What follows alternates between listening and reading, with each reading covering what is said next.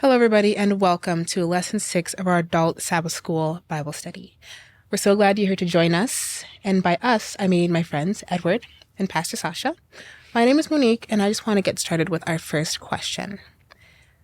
A lot of times, God is described as the God of the Old Testament and the God of the New. Mm-hmm. That's something that's heard a lot because in the Old, he's vengeful and full of this passion to correct so fiercely, and then in the New it's like, oh, the God of mercy and the God of, washing people's feet. Like, it's just, they're described as two different characters, two different personalities, but our lesson really touches on the fact that he's changeless and it's all the same God. It's all good and it's all righteousness.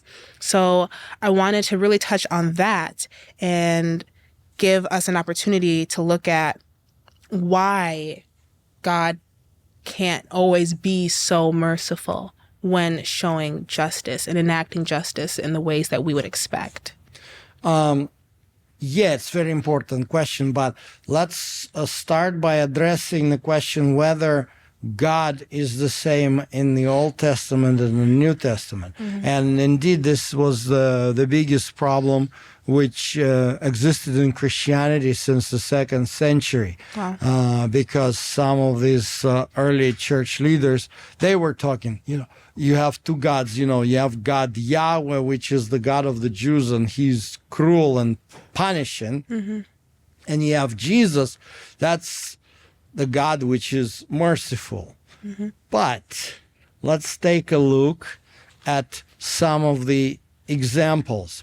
Let's go to the Old Testament and see how God is. Take a look, for example, at Ezekiel chapter 18, verses 21 and 22. But if a wicked man turns away from all the sins he has committed and keeps all my decrees and does what is just and right, he will surely live. He will not die. None of the offenses he has committed will be remembered against him because of the righteous things he has done. He will live. So, what do we see here? If the sinner does what? Repent. Mm-hmm. And he did all kinds of bad things. Will God remember his past? Nope. So, is this what Jesus is doing to us? Yes. But this is not Jesus. This is the Old Testament.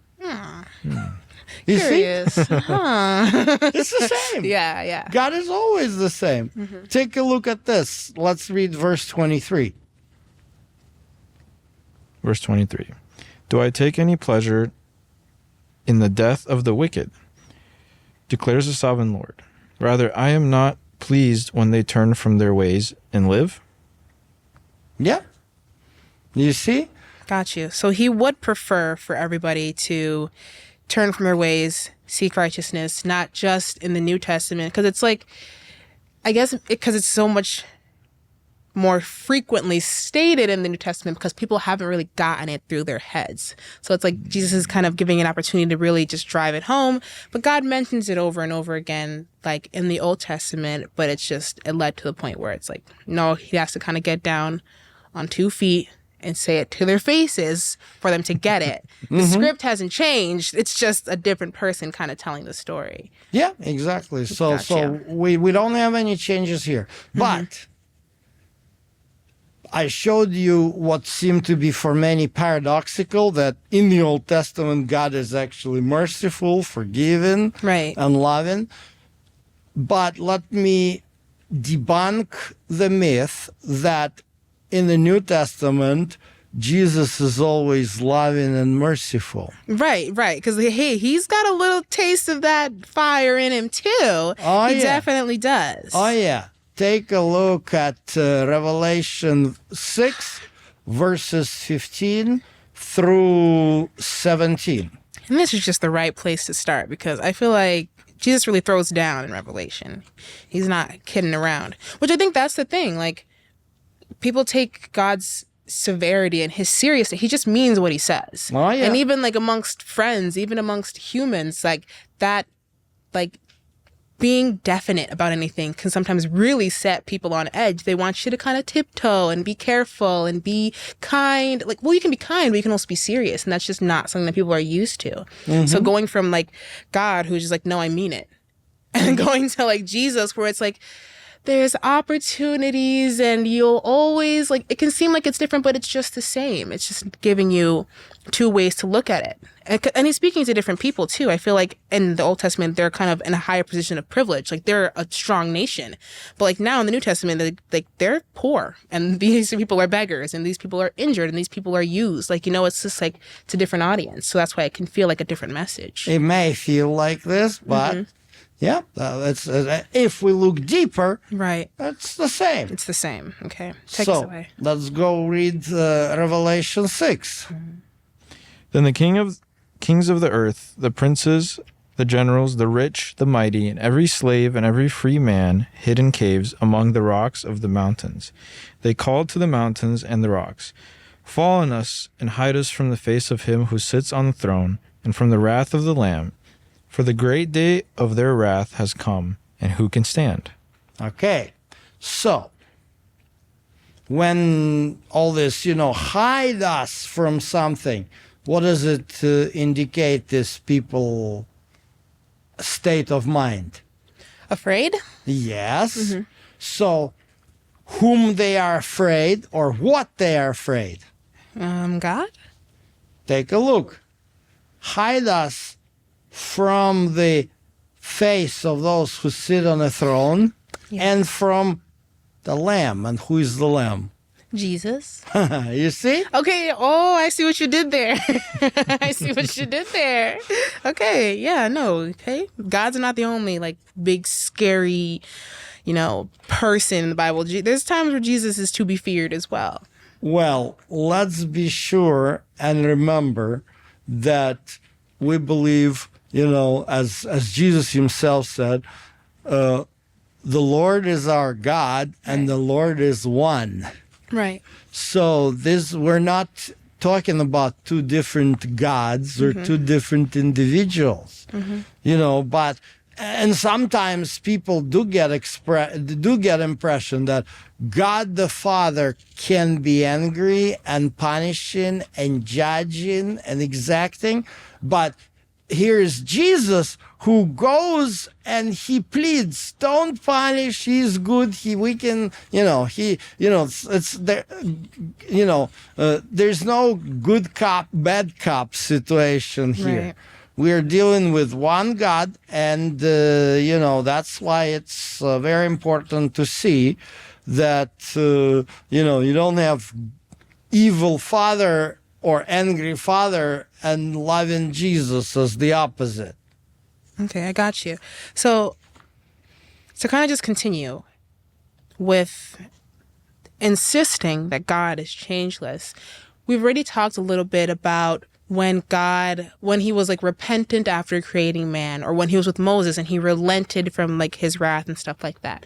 We've already established that it's not so much that he changed his mind, but he kind of uses it as an opportunity for the person to have faith, to reestablish God's character to themselves, and to just really understand who God is, like from their perspective and from their mind and where they're at. Yes. And so there's a little bit of a breakdown of it in our lesson as well, where it's asking us to open Jeremiah chapter 18, verses 4 through 10.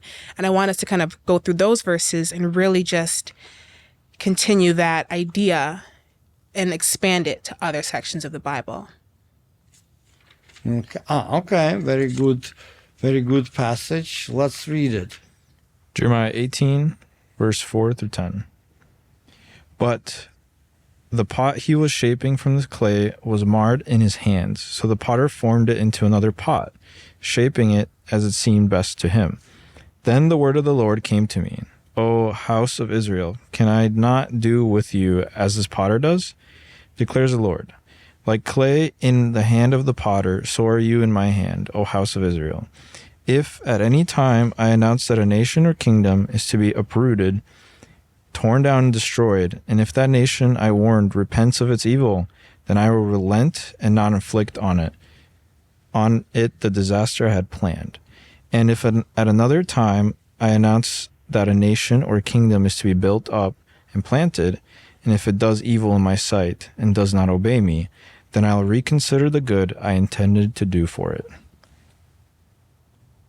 So that is this is very, very important and interesting passage.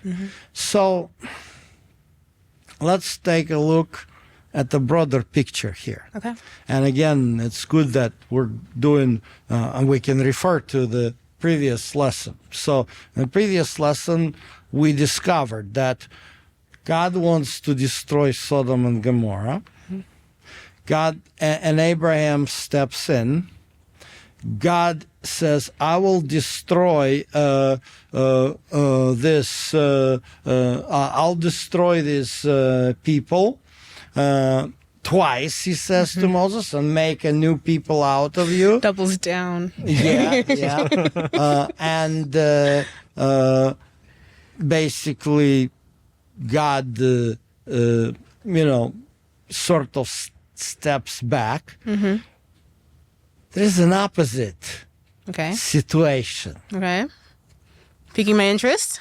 There's an opposite case of, both Abraham and Moses, they were acting when they heard about God's intent to destroy. Their reaction was similar. Okay. I hope I know where you're going. Let me see if I'm right. There is another individual in the Bible whose reaction was different than Moses and Abraham. Whom am I thinking? Jonah. I was going to say Jonah. Cha-ching. So let's just remind what happened to Jonah. He was sent to Nineveh. Let's skip the story of how he didn't want to do that, and eventually went and did. And he said, 40 days, Nineveh is going to be destroyed. What happened? They repented. They did. Yeah, they repented. They did repent. listened. Yes. Yes. They listened. And what about Jonah? He didn't like that at all. He wanted them to be destroyed, and he was very upset at God for, I guess, changing his mind. Notice the difference. Remember what argument did Moses always use to say about God, to make God not to destroy? What will people say about you? About you. What was the argument of Jonah? I'm going to need a refresher, but I'm thinking he was embarrassed because now he looked like a liar? Well, more than that. He basically said to God, what people are going to say about me? Yeah. He made it about himself. You see the difference? Yeah. God partners with prophets. So Abraham, Moses, they went one way. And, for Abraham and Moses, they were concerned about God and projecting his character. And Jonah was concerned about himself. What? That's crazy. Okay, I would never think that those stories were parallel, especially with just what was kind of going on. Like Nineveh, they weren't a people of God. Like they were just kind of their own thing kind of going on. But these are people of God where it's like they know what they need to do. And so for God to ask them to shape up, it's natural. That makes sense. And they still didn't. Okay, these are completely different stories. But now that you're kind of merging the two, because they are both prophets and it's very, very similar what's going on. Only thing that's different is the ending. And because of the ending, then the response of that prophet is different. Yeah.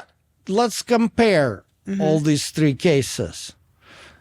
Go back to Sodom. Okay. 50 righteous will you destroy? God says, no. I will not destroy Sodom if I find 50 righteous people. Okay. How the conversation develops, remember? And it goes down in a smaller number. Lower. Right, okay. And so to kind of correct myself. Went lower and lower all the way down to 5. Got you. Because Sodom, they weren't a people of God. Because I'm thinking of the children of Israel, but I remember that you are still talking about Sodom and Gomorrah as well. It's like all the way down. Right. to 5, and eventually it came down that he had to take out Lot because none of them were found. We know all the story, all these guests, let them have let us have them. So forget about it. It was useless. And so God destroys them because it was impossible. And by the way, remember, let's go to, since you're raising this question about God's kind of wrath and justice and love.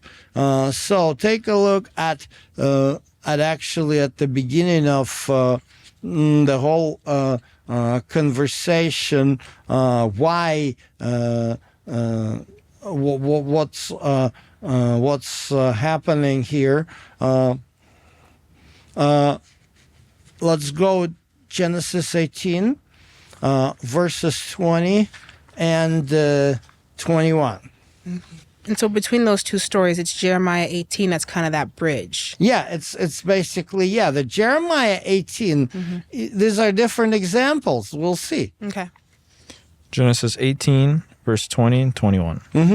Then the Lord said, the outcry against Sodom and Gomorrah is so great and their sin so grievous that I will go down and see if what they have done is as bad as the outcry that has reached me. If not, I will know. Okay.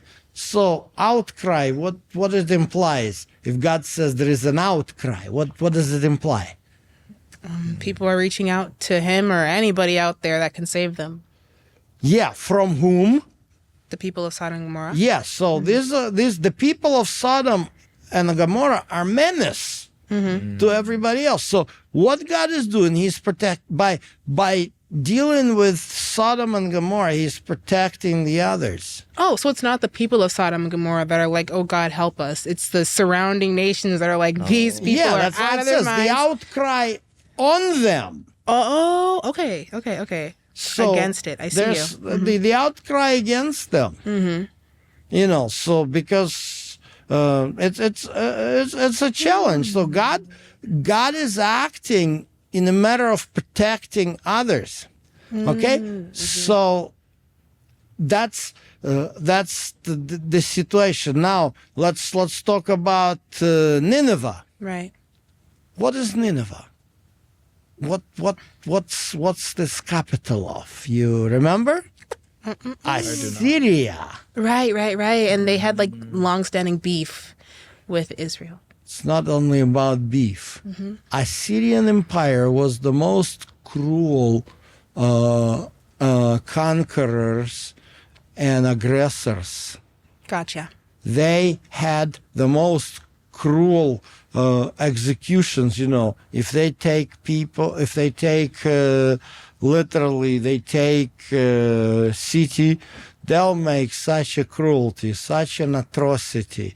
It's terrible. And so God wanted to appeal to them and wanted to use all kinds, as remembered, slow and anger. Before God gave up on them, he used Jonah to give them a chance. They took the chance, but not for long, as we know. Shame. Yes, shame. But going back to Jeremiah 18, what God is trying to show, and this is important here to see. He says, well, I will say to people that I will destroy them, right? And then we read verse 8, and it says, I will relent. Let's take a read. Where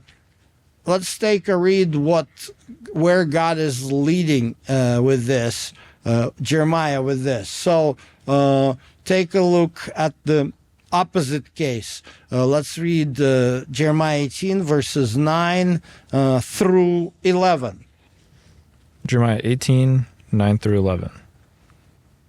And if at another time I announce that a nation or kingdom is to be built up and planted, And if it does evil in my sight and does not obey me, then I will reconsider the good I had intended for it. Now, therefore, say to the people of Judah and those living in Jerusalem, this is what the Lord says. Look, I am preparing a disaster for you and devising a plan against you. So turn from your evil ways, each one of you, and reform your ways and your actions. Devising a plan those are strong words. Yes. Well, now let's take a look. And here's a big difference. When God relents and changes, and what's going on here? In all the cases, Sodom, Assyria, Moses and Israel, is God specifically talking about the individuals or about the country/nation? Country/nation. That's very important. And usually when he's talking about an individual, it's like a king who's like enforcing all these things or something like that. Not so much like a lowly. And there are many other cases where God actually communicates with individual.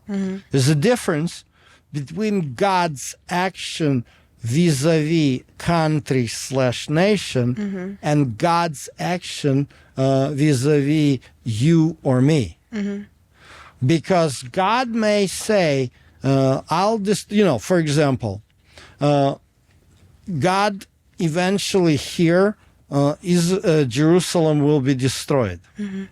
The people of Jerusalem and Judah did not take the heed, did not correct. All 100% of them? No. When it comes to individual, God deals on the individual way. But God can vouch to destroy the nation.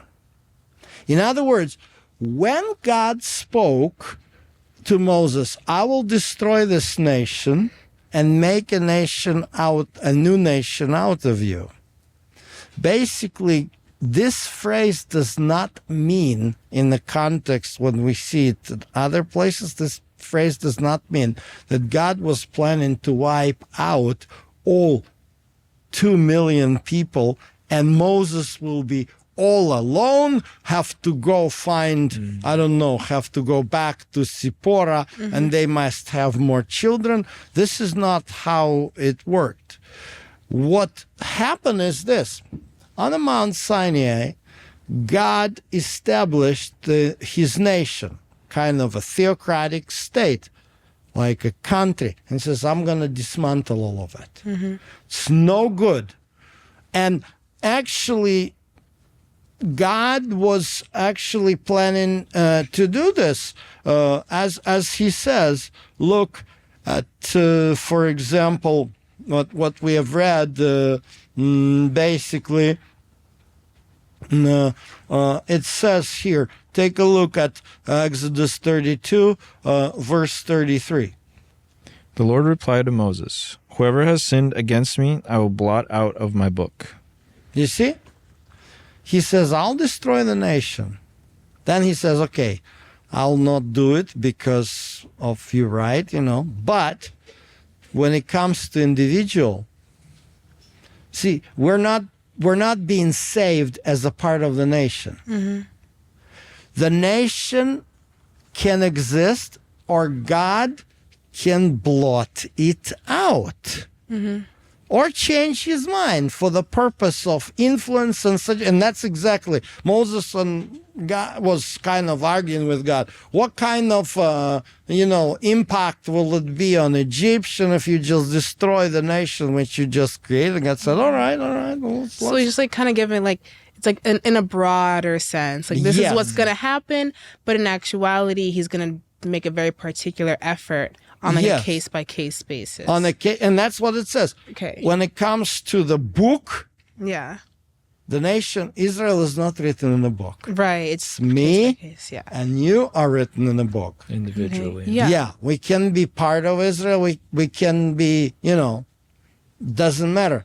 we're saved by our individual relationship. And that's why it's this story of Exodus 32, it's kind of complicated, because at first God is speaking about Israel and says, I'm going to destroy them. And Moses, no. But he's talking about, it's not like, he's not trying to say, I'm going to wipe it clean and every single one is going to die. Right. No. More so the story, the nation of Israel. Yeah, I'm going to destroy them. I'm going to dismantle. I'm going to completely rebuild. What I just built, I taught you to put the judges, the chiefs. I'm going to all destroy them, and we'll have to rebuild it from scratch. Gotcha. Yeah, that's a nation building. It doesn't mean that those who did not participate in, or those who repented, because then it says they repented and they cried, those God wasn't going to touch. It's the question whether this 12 tribes, this organization which God created, whether or not it will keep existing. That was the question. And the same way, what happened, when Jonah witnessed to the king of Assyria, the king repented. And that's why nothing happened to Nineveh at this time. Right. Because the leading power. Yes. But with case of Israel, the Jerusalem was destroyed. Temple was destroyed. So the nation of Judah and was completely. But there are still particular members that still went on, like Daniel and all them. Yeah, like that. There were people. Right. Those, God of is them. not gonna by destroying the country. God is not gonna automatically wipe out. He's not making.